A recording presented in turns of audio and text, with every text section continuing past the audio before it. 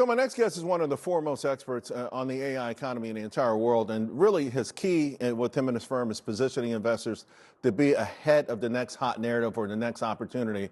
So let's bring in our Futurum Group, their CEO, Daniel Newman.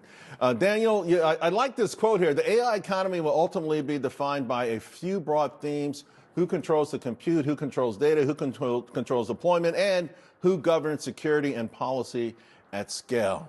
Who is it?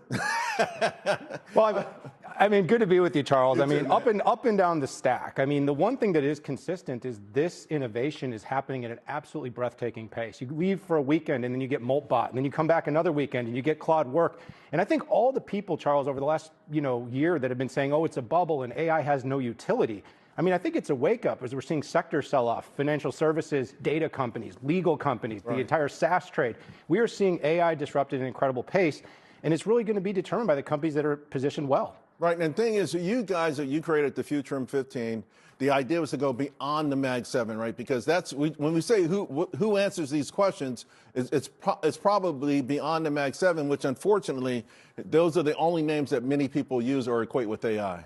Yeah, I think it's got to be both. You know, what's happened, I think you just talked in a segment about the broadening out of the market. And I think the broadening out has actually brought some of those Mag 7 names back. Right. You know, names like NVIDIA that are trading at just over 20 times forward, while Jensen's talking about a $500 billion order book, and he still controls 90% of what's going on in the infrastructure space. But then there's other companies like ARM that is attached to every single NVIDIA deal. The CPU, so important. There's names like Snowflake, Charles, that are basically the data that companies are going to be able to use, the rules and the rails. But you say CapEx is king. Everyone else is saying last week they're spending too much money. They've gone too far. There was a time when they would announce CapEx increases and the stocks would go up. Now they say we're going to spend X amount of money and the stocks go down. What is it that the street might be getting wrong about this? I mean, I think it's a great story. These aren't dumb companies. These are trillion-dollar companies.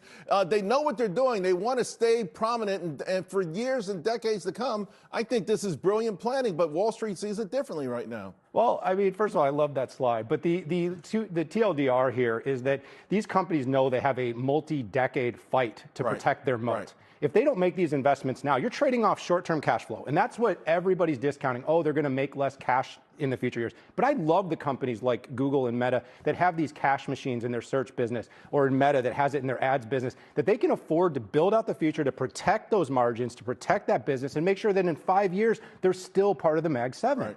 Let's talk about making money, because all of a sudden, these bottleneck themes have popped up.